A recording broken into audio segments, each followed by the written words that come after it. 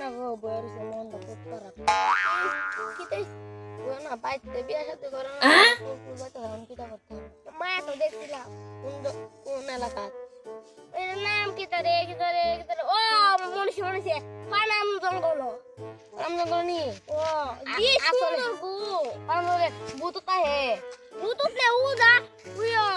মায়া মানুষ আমার দিকে তোমার একটা বিয়ে আমার ভাই